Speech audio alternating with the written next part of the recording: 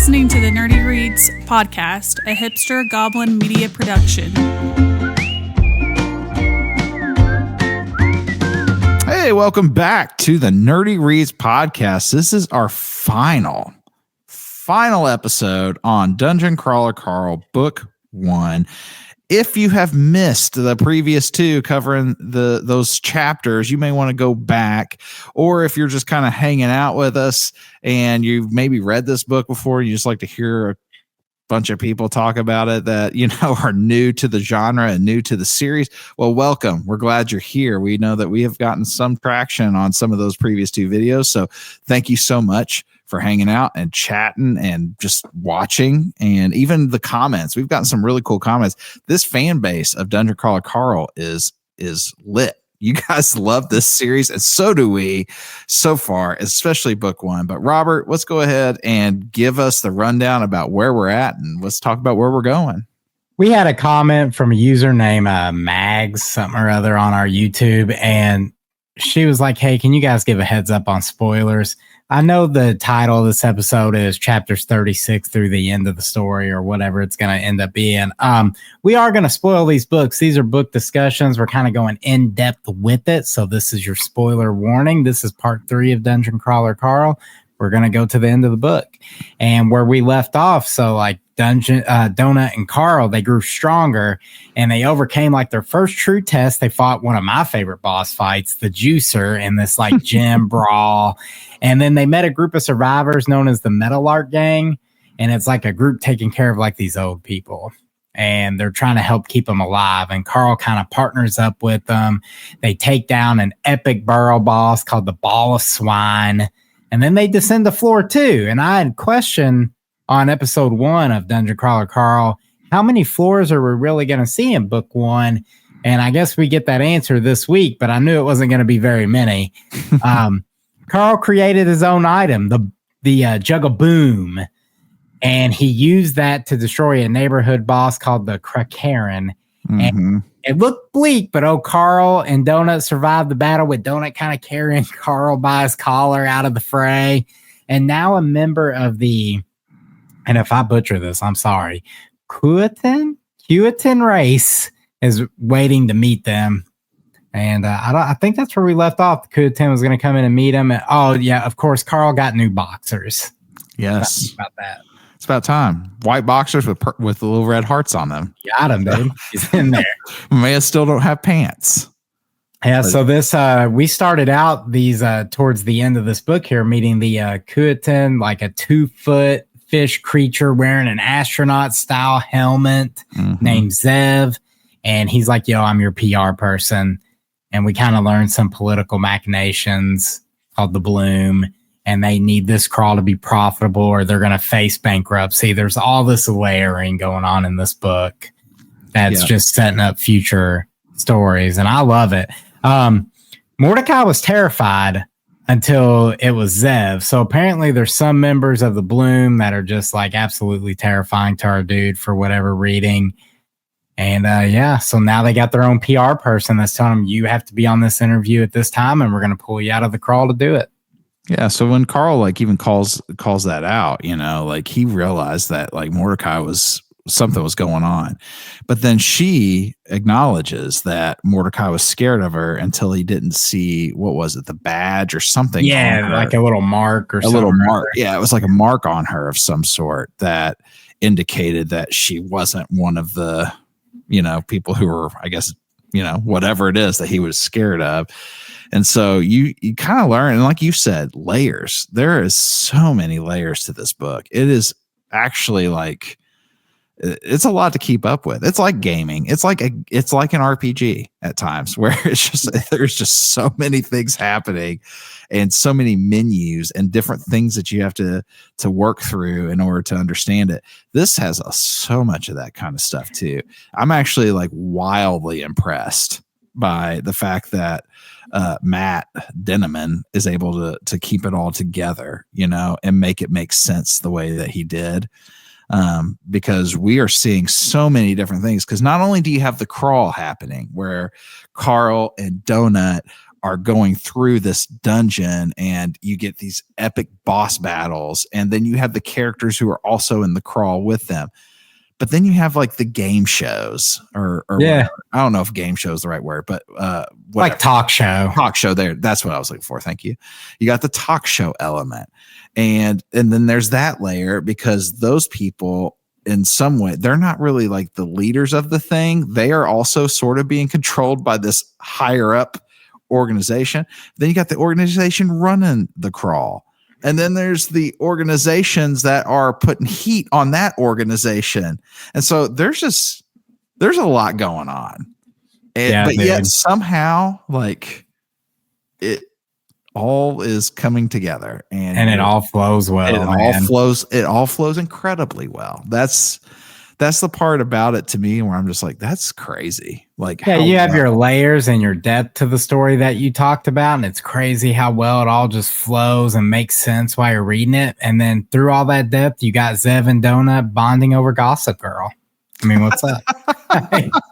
It's one of my favorite parts. That was hilarious. And the funny thing, the cool thing about some of that stuff is that when she came in, they had to turn off all the cameras because they didn't want people being able to see the admin talking to Carl and Donut. And so Carl was like, oh, I'm taking advantage of this. So he went back to ask Mordecai things that he knew Mordecai couldn't answer if Mordecai was on camera during that part. So that's, again, there's part of that layer. So you have the funny part where Donut's talking to her about Gossip Girl, but then Carl's like, okay, I need to ask some questions about the dungeon that is in depth. Help me, Mordecai. Yeah. And Mordecai did it. Mordecai's that dude. I don't know. I mean, I'm really hoping Mordecai doesn't turn into something crazy, but I like Mordecai. I hope so too. I hope Mordecai doesn't turn heel on us or something against his will. But dude, I think last week when we were discussing level 2 had all these grubs that were eating the corpses, and we were both kind of like, man, those grubs are probably going to become an issue. And then they became more than the issue. They became the problem.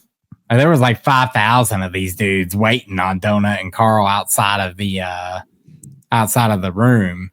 And luckily for them, they're kind of like harmless. So they were able to kind of carve that path back to Brandon and the Metal Art crew. And that was really cool. But then they, like the Minecraft element that came in with the ball of swine or that fight, they built a float to get all the old people safely through the dungeon on. And I thought that was really cool, dude. Yep. They're still holding on to hope. I'm holding on to hope for these elderly folk. Me too, bro. Yeah. What was one of the members of Brandon's crew had a chain that could be like really long, but it weighed nothing. And they're pulling this float through the dungeon with this chain. And out of nowhere, Zev like warns Carl, like, yo, you need to run. And this old dude named Jack, he just stands up and starts peeing on the wall. If you remember, the system was like, yo, if you guys keep using the bathroom in the hallway, we're going to summon an elemental that's going to absolutely murder everyone around you. And that is what happens. An elemental spawns and Poor stuff Jack. off, dude. Oh, yeah. Jack got the business. Well, so I think at this point, if I remember correctly, Donut and Carl are like level 12 or something along those lines, 11 or 12. They're not 13 yet. I know that for a fact. But so, and then this elemental is like a level 96. Yeah. That's crazy. So it's like one of these things where it's like, you can't go head to head with this elemental. So the only thing they can really do is like figure out ways to distract. And Carl, you know, they even talk about it. He even talks about it. Like he gets outside of himself in some of this, like, because he's even talking like, man, 2 weeks ago, like I would have been fearful of all these things. And today I'm like running into danger or whatever, you know, like, so we're seeing Carl have to adapt to some pretty crazy things. So now he's having to adapt to a level 96 elemental that's screaming and is able, and even the way that they describe that one CNA nurse lady. Yolanda. Yolanda. She turns to like ribbon essentially. Like this thing messed up. This thing like hits her in a way to where like she doesn't scream. There isn't anything. She just turns into a cloud of mist, a red mist and ribbon. Like it just feels as if her whole body just doesn't tear. I don't know. Turns to nothing.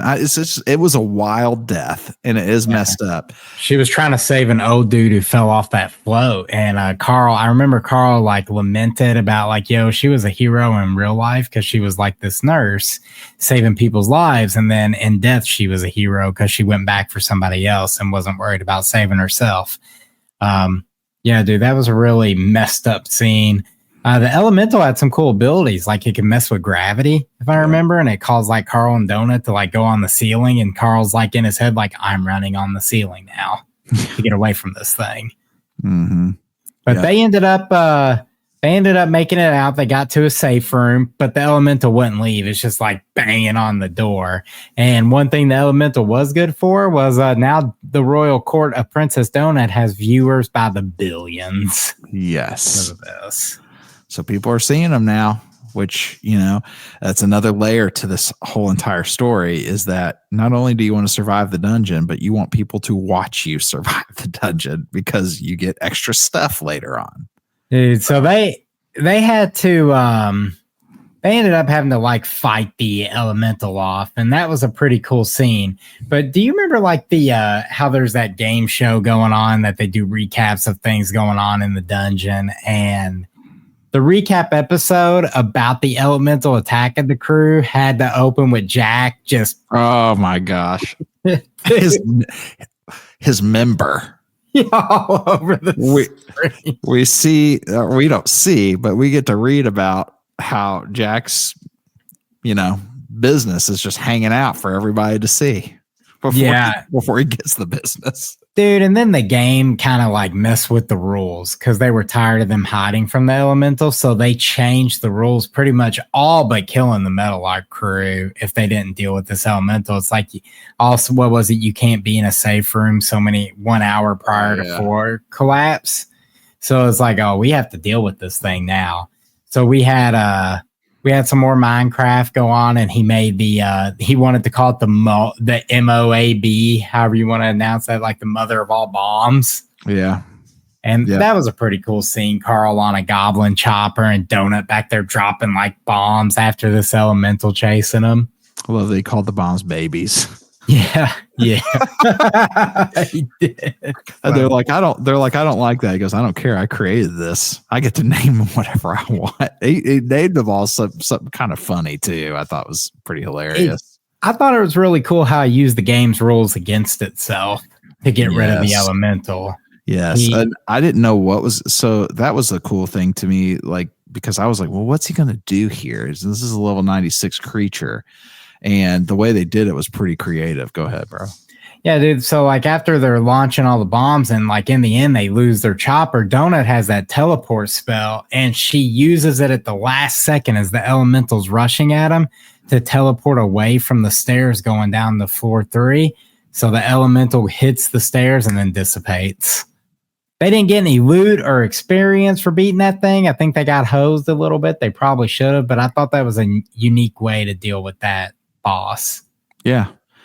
And it's funny how you're right. Like Carl is adapting in some pretty crazy ways, because even using the second floor like fall in to kill some of these creatures is that's a very creative way to distinguish or to extinguish that thing, when no matter what we create and build bomb wise, we ain't killing this thing. We can hurt it. Yeah. But and just make it mad. But ultimately we're all dead if we don't figure out something. Yeah. So once they got rid of it and they kind of meet back up with the Metal Arc crew and they all say their goodbyes and they decide to go to floor 3 early and hang out in stasis. And Carl and Donut, they stay behind to grind experience points, which I love because that's the most gamer thing ever. Like, bro, I don't want to go in this new zone. I need a couple levels. And they do that in this book, which is cool. But there was a moment here where Carl's going through all his achievements he got for dealing with the elemental, and he had one for injuring a mob with the trap. And when I was reading that, I was like, dude, did he actually pop the trap for Frank and Maggie, Frank the player killer? Because we haven't heard of him for a while in this book, and that was the first thing I thought when I read that achievement. But They ended up getting pulled to a talk show, and we had some comments on our YouTube video of like glurp glurp, glurp. Part 1, and I know what is a glurp glurp, man. Well, now I know. Yeah. They got called on a show called Death Watch Extreme Dungeon Mayhem, hosted by the Maestro. Yeah. So the Maestro is kind of an orc, a jerk. He's really is. And he's kind of he's a tool. So, and his description reminded me of Rocksteady from Teenage Mutant Ninja There it Turtles. is. Rocksteady is a perfect example. That's a perfect thing. It's a perfect way to look at him. But so you basically got a Rocksteady who has these little piggies, as he calls them, eating out of his hand. They say glurp, glurp every time he has them. He's like, you guys ready to see some death and destruction? Like glurp, glurp, glurp, glurp. And you're like, oh, dude, what is happening? And he's trying to operate this show. And so it's, they say we have some distinguished guests that we had to spend pretty big money to get them on the show. And then we got some losers and we got some other people too. And so first, before he talks to our heroes, Carl and Donut, he talks to these other people, these other two folks who are in the dungeon. And they basically have, I guess, I didn't understand this fully, but I guess maybe a pause. Yeah, he can pause the scene and pull them out of it. That's it. So he pulls these two people out of the scene, pauses it, and he says, hey, essentially, like if you can answer these questions right, you have a chance to teleport, people in and out of this scene.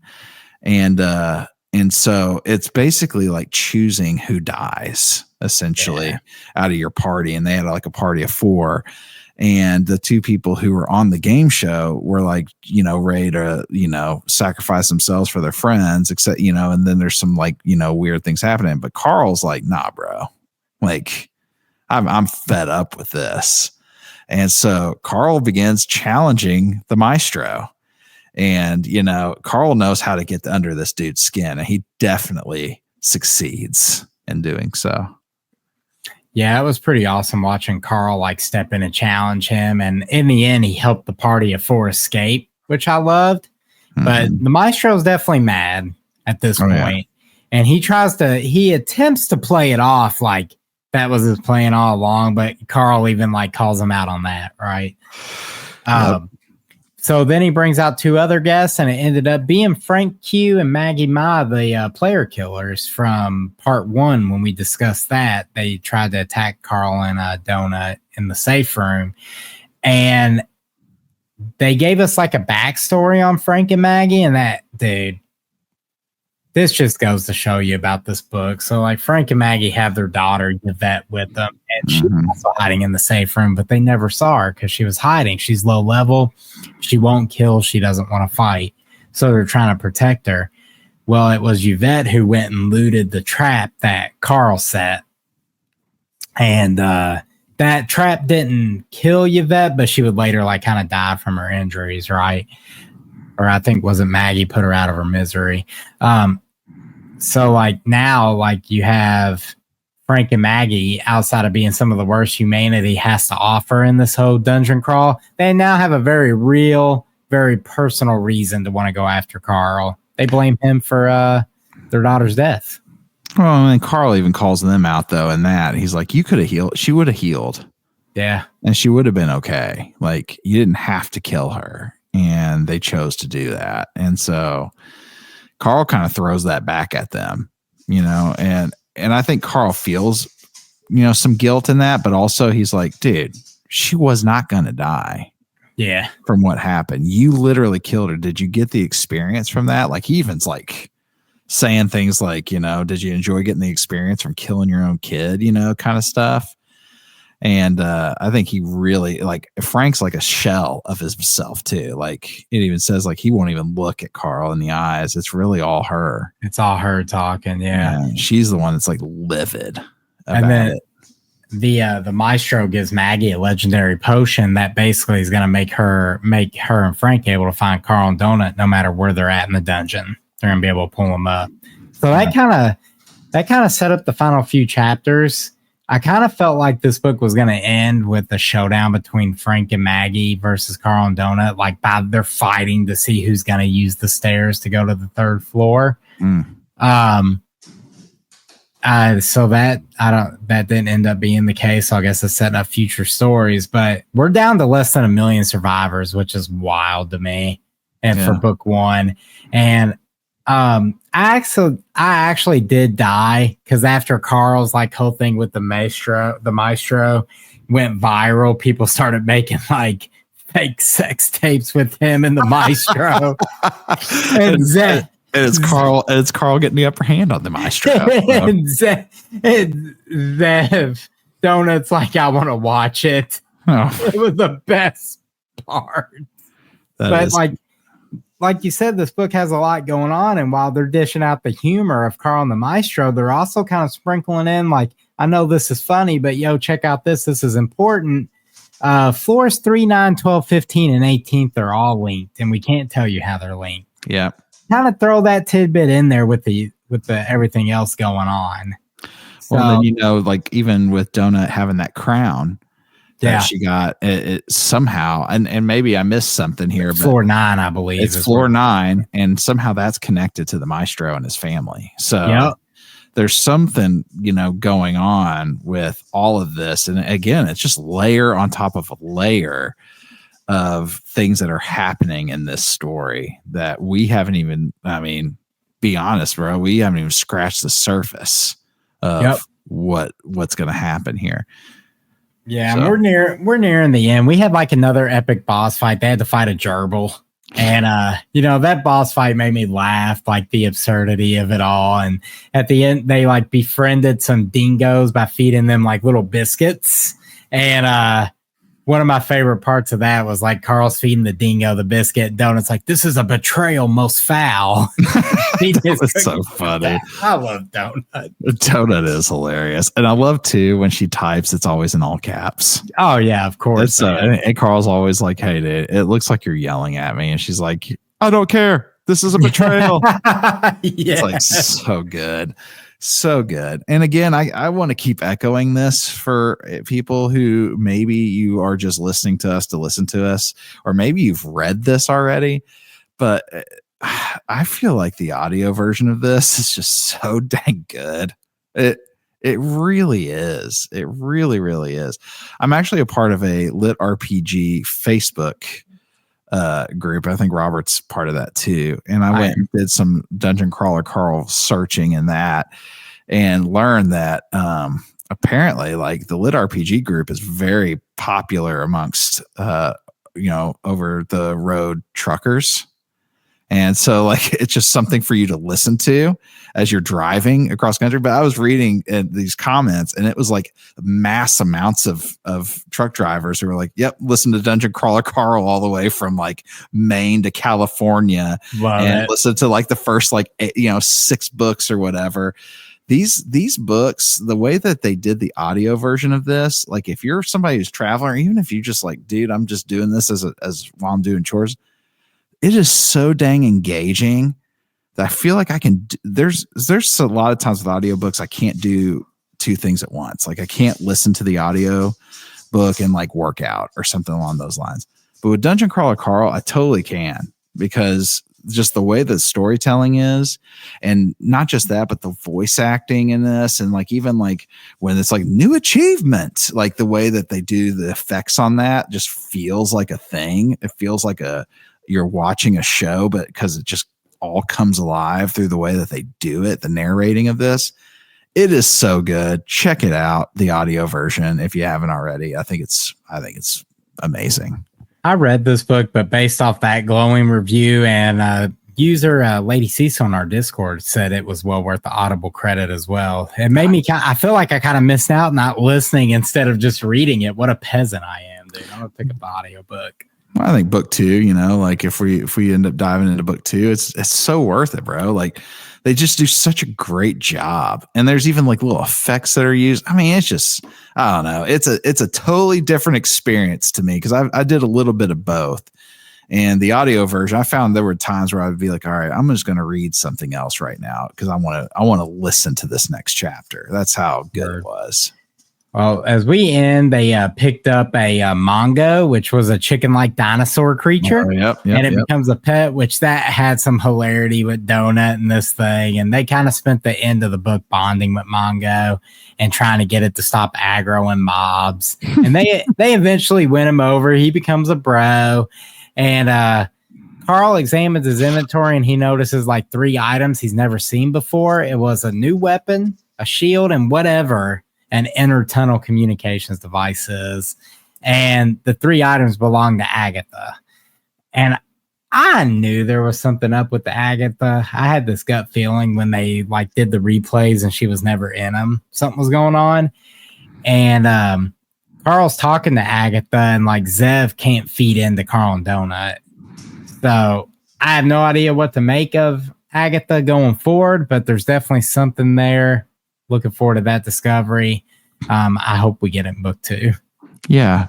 That's another thing, you know, with even with her, you know, like just learning more about that. And Carl even, you know, he picked up on something because when he's even trying to call out to her and she gives him the side eye. She's like, Don't ask me nothing, bro. Don't do it. Yeah. You know, exactly. Yeah. And so he kind of even plays that off. So, I mean, it's just, that's again, more layers. Yeah. And there was an epilogue, and it was basically just Odette giving him another interview, and it was showing Carl the infamous Pork Boy Slick video. Yep. The epilogue was good. It was, dude. And then we learned that Mongo is actually a velociraptor, which I already foresee Donut riding a raptor in later books, and I'm here for it. Yep. It's just, again, you know, can't say enough cool things about this one, to be honest. You know, you mentioned you can't wait to dive into book 2 to read what classes they pick. And Odette warned Donut, like, hey, there's a class you have to have really high charisma for, but if you pick it, it makes someone you don't want angry, very angry. So naturally, I foresee Donut picking that class. Oh, 100%, dude. Donut is, you know, Carl's bro, but also is a detriment to Carl. Like, I mean, the further they get into this dungeon, the harder this is going to be. And I think Carl knows that too. And Donut knows that. She's like, Carl, you're not going to leave me, are you? And even, you know, she's even starting to kind of worry about that. But, you know, we got through we're through the first 2 floors and we haven't even seen floor 3. And this is book 1. And there's like a total of 18 floors. And, you know, knowing that they can jump ship at some point to have an easier life, something kind of like what Mordecai did. Not easier life, because it sounds like his life still sucks a little bit, but, you know, to where they don't have to worry about like death at every corner is coming. But I have a feeling Carl's going to try to make it through the 18 floors. Yeah. I have a feeling that Carl's not, I don't feel like Carl's going to be settled with getting to floor like 13 and being like, okay, see ya. You know, I feel like Carl and Donut are in for the long haul. The sad part is only one person can survive. So if Carl and Donut do make it to floor 18, they're going to have to battle. Ain't nobody want that. Carl's going to let Donut go, bro. You think so? Carl ain't gonna. Carl would never. Yeah, dude. Yeah. Carl's the hero of this story, bro. That's a good point, dude. I absolutely adore book 1, man. I had a feeling early on we weren't going to make it very far in the dungeon after we did like the first 19 chapters and we were still on floor 1. Yep. But I love the humor. I love the over the top boss fights. I love the leveling up the gamer aspect of everything, the achievements. This humor is very Fallout to me, which is kind of another like dark humor style series. Very well done, dude. I'm a fan. Like, I'm down to cover book 2 with you and keep this thing going. And if we don't do a book 2 series, I'm definitely going to read them in my spare time. I promise you that. Yep. 100%. And, you know, as we're closing up here, you know, we appreciate the like and subscribes. I think that's a big deal for us. And we appreciate all the new people who've subscribed to our channel. But one thing that we would also appreciate, Robert and I have been looking at websites trying to figure out what our next LitRpG would be and what other series we could potentially try in between some Dungeon Carl stuff, and would love to hear from you. So if you have something that you're like, hey, you guys should look into this, please comment. leave us a comment and let us know what that series might be. What's your favorite lit RPG series other than maybe Dungeon Crawler Carl? So we'd love to hear from you. All right, bro. As we close up, man, you got last three? Oh yeah, the last three words. Glurp, glurp, glurp. They only say glurp twice, bro. Glurp, glurp, glurp. I said it 3. Yeah, all right, bro. Hey, mine's thank you, Matt. Oh, nice, dude. I couldn't say my last 3 words on here because we try to keep it PG. But glurp, glurp, glurp. I was trying to keep it PG. All right, guys. So here at the Nerdy Reads Podcast, we enjoy a good story. Believe your story matters. So be good to each other. Stay nerdy, our friends. Keep on crawling. We'll see you next time.